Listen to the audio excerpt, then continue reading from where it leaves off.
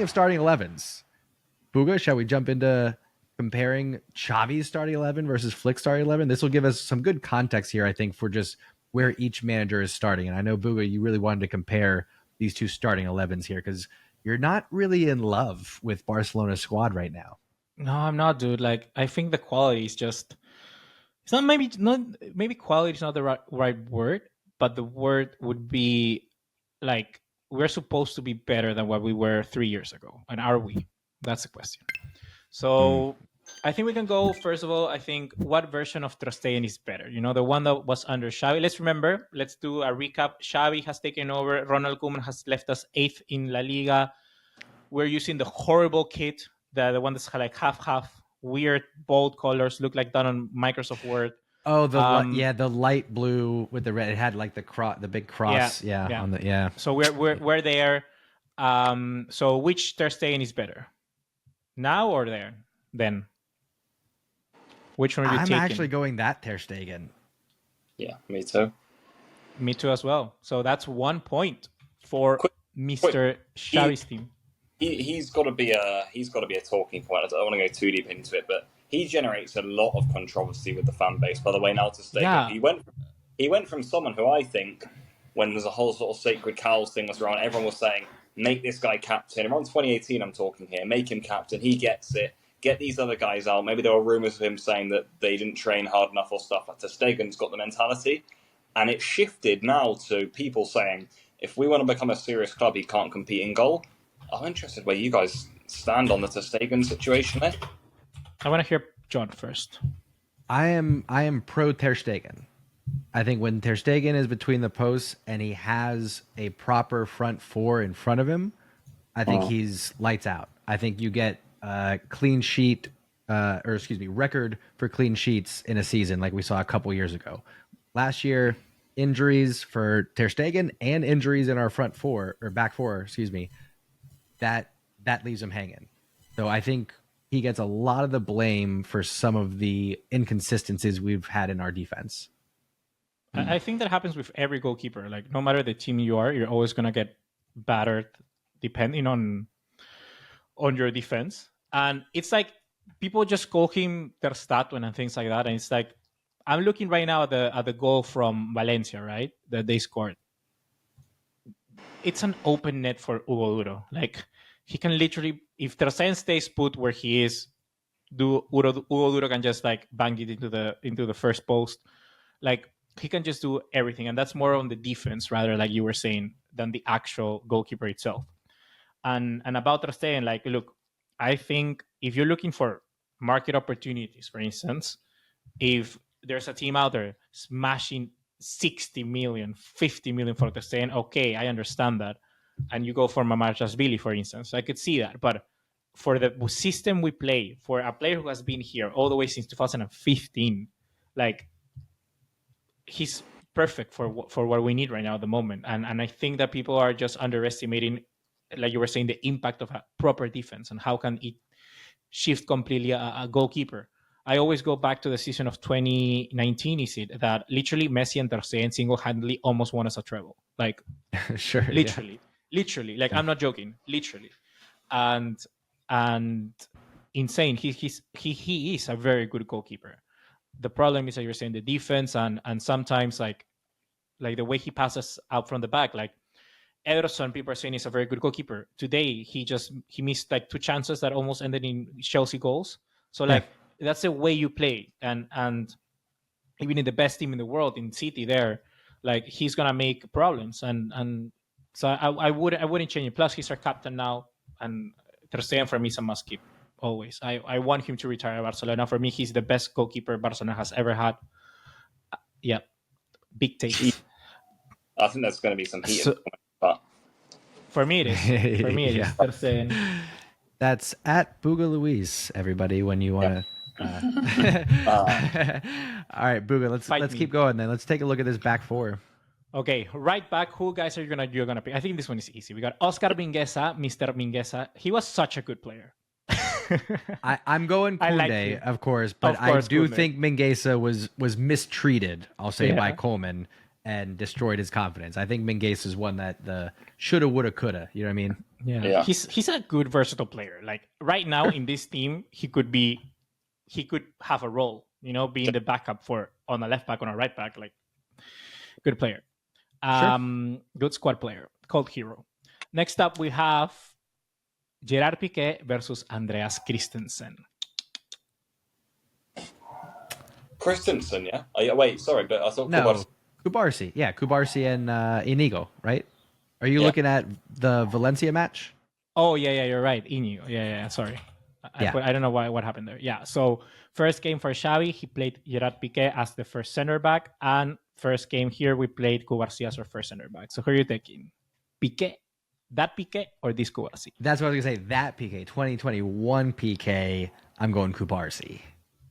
Yeah? What about you, Pablo? This is actually tougher than I thought. That's really difficult. Specifically 2021 Piqué. I know. Dude, but we did win Copa del Rey that year. Dude, but I think Piqué's mistreated so much. Like, he's like up there with the best center backs of this century. Like, I'm not kidding. Yeah, of the century, yeah. But if you just look at his last 2 years in a vacuum.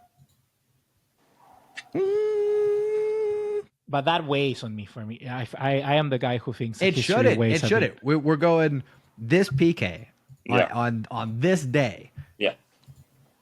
Against yesterday. You're getting your heart out of it. I'm going Piqué because I don't like Kubarsi with the number 2.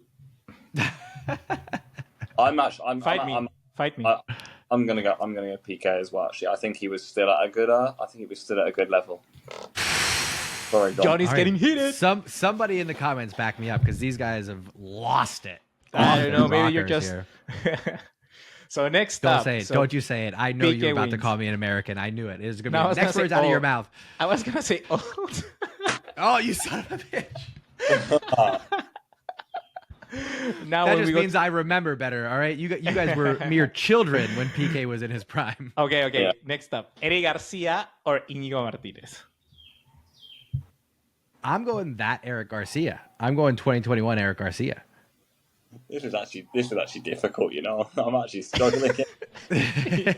I told you this is fun. I'm going Íñigo Martínez. I'm going Eddie Garcia. Oh, I weirdly rate Íñigo. I do. Like yesterday, I was watching Íñigo Martínez, and I was thinking, dude, if Flick can actually get something out of him, like we're gonna have a good center. He's a good center back. Like before he moved to Barcelona. Sorry. He is a bit of a dog. Yeah, he really like he's a how you call it, un perro de presa. That's I think what we call in Spanish, like a hunter dog. Like. Perro. Here's a question: is there any chance that Flick moves to a 3-back at some point in this season? I was honestly thinking that could be a way. I genuinely think that could be a way. Because there are still some rumors of João Cancelo making his way back to Barcelona. I don't know if you guys are expecting that at all, but if it does, I think it opens up a lot of possibility for going to a 3-back formation, a 3 center back formation. Actually, I would be open to that. Because then you can have João Cancelo on either flank. Yeah. Throw a winger on the opposite side, and then pick your center back. No, and not trio. Just that. Look, when we look at the back, the best. Xavi won with an incredible defense, the back defense. Yeah. Balde, Araujo, Christensen, and Koundé. People forget that team worked really well because in attack, we were 3 at the back, Balde was really high up, and then Dembélé was on the other flank. We don't need to have a right back there. I was thinking like you could just take Dembélé out and bring Lamine Yamal or have a Rafinha there. Stretch the piece out wide, have Lewandowski up top, have someone like Gundogan be behind him, and even play with 4 midfielders. And you can have like Gundogan, you can have Frankie, you can have Gavi, and you can have Pedri or Dani Olmo. Like, I don't care. That's what I would do. Yeah. So I'm just saying. It could be a position. But bringing it back here, then I'm going to keep Eric Garcia. I think I genuinely thought Eric Garcia was going to be like a very good player for us, and I still think he can be. I really do. I like this kid. So next up, we have Alejandro Valde or that Jordi Alba. Jordi Alba. Jordi Alba. He's still for me prime Jordi Alba here. Yeah. He's class. Yeah, I think we have to agree on that as well. Jordi Alba. Then we have Casado or Nico González. Oh, well, that's Casado. I'll go Casado there. Really? Really? Yeah, That's such over Nico González. Respect for Nico González. You're gonna. What respect has he earned? Nico González is a beast. He's doing well for Porto. He had hype. He had some hype there for a minute. Nah, he's good, bro. He's good. What's he doing right now? What's he doing right now? What do you mean? He scored 2 goals in preseason for Porto. Then he just played he played every game, and he scored a goal for Porto in the Supercopa. For Porto. For who? That's cool. They beat us in the Champions. No, we actually beat them. B-League, bro. He's playing in a semi-pro league right now. Nah, yeah, disrespect. Man, that has rocked me a little bit. Me too, bro. I don't know. No, I'm trying to think because now I don't think of Nico as anything, but back then I thought of him like this is the guy. He is the guy, dude. They're still in there. He's still in there. I promise you. We have a buyback clause on him. He's not. So you know. I'll just burst that bubble now for you, but yeah, but I pick Nico. Who do you pick, Pablo? Okay, at the time I prefer Nico because this is Casado. Wow. So in the games, Casado First game, literally. Yeah. Next up, we have Sergio Busquets. Don't even have to finish your sentence. Yeah. It's Sergio B all day. Don't care. Busquets. Don't course, care. The best Sergio CDM B. of history. Then we have Frankie de Jong, but I guess this one is a bit unfair since do it. This is where it gets a little unbalanced. Gets a little unbalanced. Do it. So let's just do Frankie de Jong versus Ferran Torres. Really? I think you got Frankie versus Rafinha, no? Okay, let's do that if you want. Frankie. Yeah, just off of where they played, because we did discuss a little bit earlier that they were a little bit in a 4-3-3. Yeah, okay. So let's have Frankie Rafinha. This will be good. This will get the comments going. Look, this one is tough. I'm not gonna lie. Actually, if we pick Rafinha just based on that he played at number 10, or Frankie when he was there, I would pick Frankie. But the reality is that I'm not joking, and this hurt me so much. I think Rafinha has had in 2 seasons more impact than that Frankie de Jong has had since he come at the club. But I think Frankie's a very good player. Look, I love Frank. I think he has control games, all of that, amazing. But for me, Rafinha has given me one moment when I went, damn, this guy is class. This guy is world freaking class. And that was against PSG in the Champions League. Frankie has given me that maybe once, but a little bit less. It was against Napoli when he scored that goal outside the box. That was amazing. That was pretty sick, yeah. Or also I would take Frankie in the Copa del Rey final. That was a really good Frankie de Jong as well. So that's what I mean. That's a good Frank. I agree. I think Rafinha's had more impact for Barca than De Jong, which is maybe a sad tale in itself. But if you're asking which player, you're looking back to that De Jong at the time, I'm probably going to go Frankie de Jong, actually. I think back still, he'd come off that season with Koeman, in which he was a big player for Barca. I think it was his best season for Barca. And I remember in those times when Xavi came in and we had this bizarre lineup, I was like, yeah, this is one of our guys, and this is probably the best player in the team, so I have to go for De Jong, as much as I love Rafinha. What about you, John? Going Frankie all day. I think Frankie, as I mentioned earlier, gets way too much blame for the results of Barcelona when we don't get the wins. I think people overlook the fact that Frankie has had to play with a rotating squad around him. Always. He hasn't had the opportunity to play next to his preferred midfield. He hasn't had the consistency of the players around him.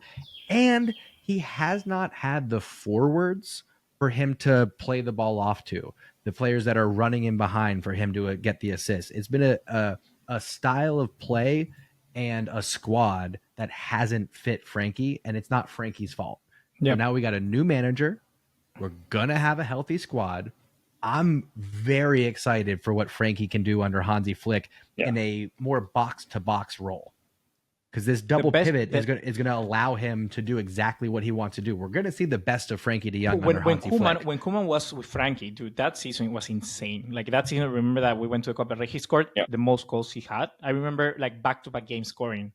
The black kid, Frankie de Jong. That was a different menace. That was a good Frankie. So that's what I think we're going to get.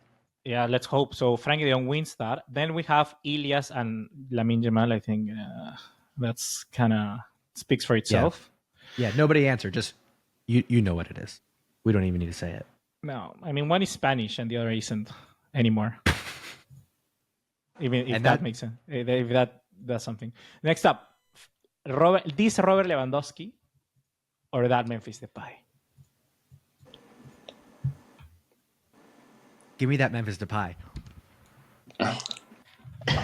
Oh God, dude. 2021 Memphis Depay cooked, dude. Cooked. He's just back there grilling.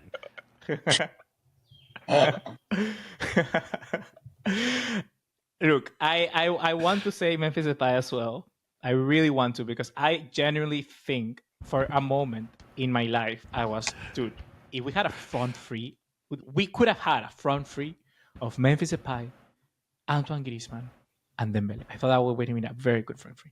But anyhow, I have to go with Lewandowski. Like, even though I really like Memphis Depay, I will forever.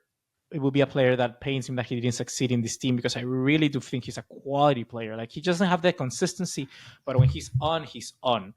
And but Lewandowski, the streets know. But Lewandowski, like even being 36 years of age, like that's not old. 36 is not old, Buga. He's a young man. No. That's not old in football terms. In football terms, like Memphis Depay couldn't even tie the shoelaces of Lewandowski, if we're being honest, like in history-wise. So if we're comparing careers, yes. No, but still, like this Lewandowski is more. Yeah. And last player. Go. Well, hey, Pablo, what were you gonna say? No, I just said this Lewandowski. Yeah. All right. Last player. This Ferran Torres, the Shark, or that Xavi. Pablo, you go first. That Xavi, without a doubt. Yeah, that Xavi. I'm sorry. Wow, Buga. No, Xavi's that's your man. That's you're not gonna stand up for your man. No. Xavi Xavi has something that Ferran will never have. What? You're just gonna leave us hanging? Yeah. I'm actually just thinking. Let us know in the comments what Buga was thinking there. I was actually just thinking of something while I was waiting, and I couldn't come up with anything. You're hilarious. Wow. No, Xavi on the left wing was an experiment. Definitely not a traditional approach to the position, but gave Barcelona something a little special, and not this exact lineup, but Xavi on the left wing under Xavi got us some big wins in some El Clásicos there. So I have fond memories of Xavi at left wing. I don't want to see it, but I have some fond memories. Yeah. So the reason I did this exercise is because, look, where we are now. We got 8 players that we've picked from that lineup, from Xavi's first starting 11, and only 3 from this lineup. Wow. And that is what worries me. Kubarsi, Lamine, Lewandowski? No, Koundé, Yamal, Lewandowski. Koundé, Yamal, Lewandowski. Yeah. Like, all other players, we've picked that team. But we've picked a centre-back partnership of Piqué and Eric Garcia over Íñigo Martínez and Kubarsi. But okay. Give or take those 3 or 4 players. I agree. And that's what I'm saying. That is either worrying, or you're just saying it's the first game, so we're gonna have players back. It's a mixture of both. But that's what I'm saying about this. It was the same for Xavi. Like we had. That's what I'm talking about. Like for then, Here's what we can do. Here's what we can do on a future pod, right? We can take a look at, and I think we got to give it a few weeks, get some players back, see who Hansi Flick actually starts to rely on, and we can go Hansi Flick's preferred 11 versus Xavi's preferred 11. Let's do that. Yeah. Let's do that. That's a nice that'll be comparison. a good yardstick. But future pods, like Pablo is saying, like for me, it's worrying. Like this is what I'm talking about. Like on paper, you may say, "Oh, Barcelona has a good squad," but when I look at it, I go like, "Dude, I'm not feeling it. I'm really not feeling because it's not constructed well enough." And that's where I'm going. It bothers me. And I said it on our group chat. I genuinely think Aston Villa as a team are better than Barcelona. Like, I have no problem saying that. I really have no problem saying it. Aston Villa is a better team. I'd be very curious. I would be very curious because I only have my perspective, right? And my perspective is as a Barcelona supporter. So when I go through my feed, I'm seeing a lot of Barcelona content. I'm curious how much of our perspective around being excited for this team is around the marketing machine of Barcelona and hyping La Masia, right? I'm curious if the average footballing fan who's not necessarily a Barcelona supporter is getting on that hype train, is still seeing those headlines, is having these players on their radar. Like you guys just said, I think it's a no. And so I'm wondering if we're a little in our Barcelona bubble. And, we think we can compete for La Liga, but most people think, can. Yeah, but most people think we cannot. Yeah. That's what I'm saying. Like we are closer to Atletico Madrid than Real Madrid, and I have no problem in saying that I think Atletico Madrid could even be a little bit higher up than Barcelona this season. Like if their signings hit, like dude, they hit. So that's what I'm trying to say. I think that Barcelona are in a weird spot where we are not where we need to be. But dude, if we even had like a Nico Williams, that changes. That's why that changes. That changes. That's what I'm saying is that sometimes a player can really change your entire perspective or can really change a season. And I think that signing, not going for that player or not getting him at this stage, was such a miss. Coming out of that Euros, coming from such a huge impact, such a decisive player, the videos, everything with Lamine Yamal, that was just meant to be. And I think that we're gonna be in for a very long season. But this is my question. I wanna ask you this. Before we leave, we forgot to compare one part of these lineups. Can you guess which one?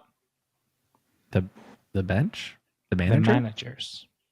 I want to ask you, where do you think there's more possibility of success? You believed at that moment when Xavi came in, or at this moment when Flick is here? Like, was I more optimistic when Xavi came in or when Flick came in? Well, yeah. Who do you think is like, okay, they can fix Barcelona? Because we all think that the next manager is going to fix the team and bring us back where we belong to be. So who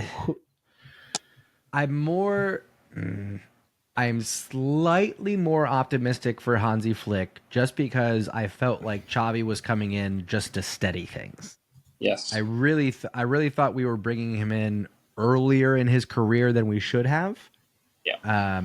And I think we just needed a trusted, respectable name to calm things down. And that's what we got in Xavi. So thankful for those times. Hansi Flick brings new ideas, which makes me a little bit optimistic. But we're not there. We're not Champions League contenders, whoever walks it. Yeah. There's one thing that worries me, though, is that we analyzed the way that Koeman plays, the way that Hansi Flick plays. We literally got away from the 4-2-3-1 into Xavi's 4-3-3 to then go back to a 4-2-3-1. What I'm trying to say is that if we build this team in a way where we do not can compete with that system, I'm just saying, be careful. You're saying that we never should have sacked Ronald Koeman is what No. I'm saying that's what I just heard. I just heard we should have kept Ronald Koeman and trusted in him. No, I'm saying careful because we may end up 8th in the La Liga sometimes during the season. Ooh, daddy, wow. That's wow. Okay. There's your twisted take, I'm saying Puka. careful with this team, because for formations like that, you need a proper team. And Ronald Koeman was sacked because he believed in that system and we didn't build for it. And hello, we're back where we started. We're not building for that team either.